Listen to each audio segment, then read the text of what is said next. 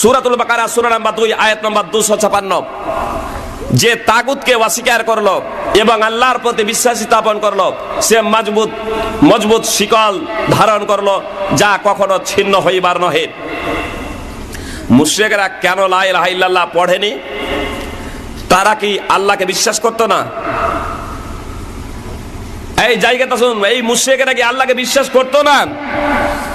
আল্লাহকে এক অদ্বিতীয় হিসাবে স্বীকার করতো না? আমরা যখন হজ করি তখন পড়ি লাব্বাইক আল্লাহুম্মা লাব্বাইক। মুশরিকরাও যখন হজ করতো, তাওয়াফ করতো, তখন তারাও বলতো লাব্বাইক আল্লাহুম্মা লাব্বাইক, লাব্বাইক লা শারীকা লাক। মুশরিকরা বলতো, সহিহ মুসলিম প্রথম খণ্ড কিতাবুল হজ পৃষ্ঠা নম্বর 376, মুশরিকরাও পাঠ করতো লাব্বাইক লা শারীকা লাক, হে আল্লাহ তোমার দরবারে উপস্থিত, তোমার কোনো শরীক নাই। আমরা কি বলি? আল্লাহর কোনো শরীক নাই। আর মুশরিকরা কি বলছে? আল্লাহ